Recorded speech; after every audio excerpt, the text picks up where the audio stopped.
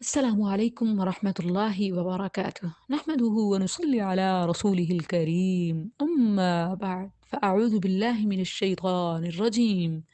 بسم الله الرحمن الرحیم۔ ناظرین کرام، نبی صلی اللہ علیہ وسلم کی زندگی ہمارے لیے اسوہ حسنہ ہے، بیسٹ رول ماڈل۔ آپ کی خوشی کیسی ہوتی تھی؟ آپ صلی اللہ علیہ وسلم غم میں کیا کرتے تھے؟ تمام کے تمام حالات ہمارے لیے نمونہ ہیں۔ فرمان باری تعالی ہے، لَقَدْ كَانَ لَكُمْ فِي رَسُولِ اللَّهِ أُسْوَةٌ حَسَنَةٌ۔ جب بات ہمارے نبی صلی اللہ علیہ وسلم کی مسکراہٹ کی آتی ہے تو مسکراہٹ ہمارے چہرے پر بھی آ جانی چاہیے۔ رکیے اور مسکرائیے۔ اٹس سنہ، اٹس صدقہ۔ گو کہ آپ بڑی پریشانی میں مبتلا ہیں، نعوذ باللہ کسی موذی مرض کا شکار ہیں، یا پھر غموں کے پہاڑ تلے دبے ہیں، مسائل کا شکار ہیں۔ نبی صلی اللہ علیہ وسلم کو دیکھیں، خاتم النبیین ہونے کی حیثیت سے آپ کے کندھوں پر بڑی بھاری ذمہ داری تھی، لیکن اس کے باوجود آپ صلی اللہ علیہ وسلم ماحول کو خوشگوار کرنے کے لیے، بچوں اور بڑوں سے دل لگی ظاہر کرنے کے لیے، بوڑھوں کے چہرے پر بھی مسکراہٹ پھیلانے کے لیے ہنسی مزاح کیا کرتے تھے۔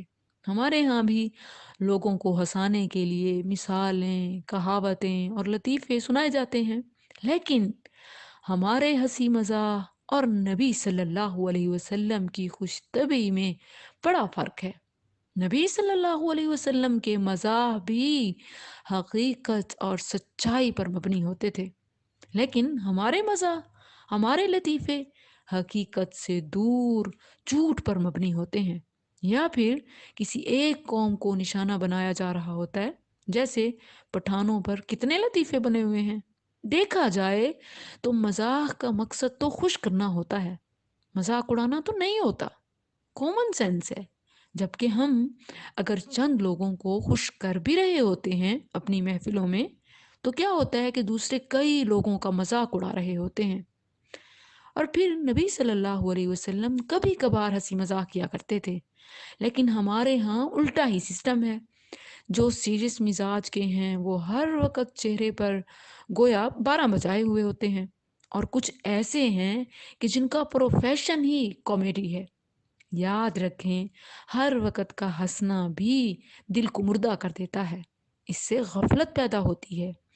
دین اسلام میں ہر معاملے میں میانہ روی اختیار کرنے کو کہا گیا ہے۔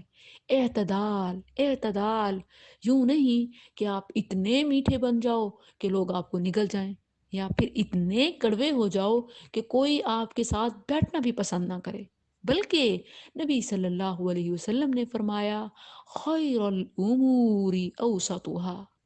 جو سب سے اچھا کام ہوتا ہے، سب سے اچھا لیونگ سٹائل ہے، وہ اعتدال ہے، وہ میڈیم ہے، متوسط ہے، کہ نہ ہی افراط، نہ تفریط، نہ کمی، نہ زیادتی۔ نہ اتنے میٹھے ہو جاؤ کہ لوگ آپ کو نگل جائیں، نہ اتنے کڑوے کہ کوئی آپ کے ساتھ بیٹھنا بھی پسند نہ کرے۔ ناظرین، اگر نبی صلی اللہ علیہ وسلم کے مزاح کی بات کریں تو اس حوالے سے کئی احادیث ہیں، جن میں سے ایک جامع ترمذی اور سنن ابو داود میں انس رضی اللہ عنہ سے مروی ہے۔ ایک شخص نبی صلی اللہ علیہ وسلم کے پاس آیا اور آپ سے سواری مانگی۔ نبی صلی اللہ علیہ وسلم نے فرمایا کہ میں سواری کے لیے تجھے اونٹنی کا بچہ دوں گا۔ اس شخص نے سمجھا کہ شاید مجھے اونٹنی کا چھوٹا بچہ دینا چاہتے ہیں، تو کہا کہ ما اصنع بولد الناقہ، میں اونٹنی کے بچے کا کیا کروں گا، مجھے تو سواری کے لیے چاہیے۔ تو آپ صلی اللہ علیہ وسلم نے فرمایا کہ اونٹ بھی تو کسی اونٹنی کا بچہ ہی ہوتا ہے۔ سبحان اللہ، حقیقت اور مزاح ساتھ ساتھ۔ اسی طرح مصابیح السنہ میں ایک اور روایت بھی ہے انس رضی اللہ عنہ سے ہی، کہ آپ صلی اللہ علیہ وسلم نے ایک بوڑھی عورت سے فرمایا کہ بوڑھی عورتیں جنت میں داخل نہیں ہوں گی۔ یہ سن کر وہ بوڑھی عورت رونے لگی زاروں قطار، اور واپسی جانے کے لیے اٹھ کھڑی ہوئی۔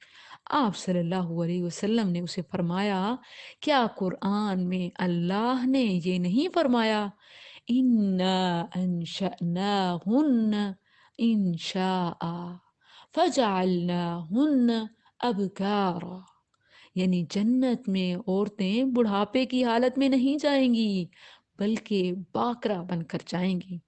سبحان اللہ۔ ناظرین، خوش رہیں، خوش رکھیں، بلکہ غم زدہ کا غم ہلکا کرنا تو اجر عظیم ہے۔ السلام علیکم ورحمۃ اللہ۔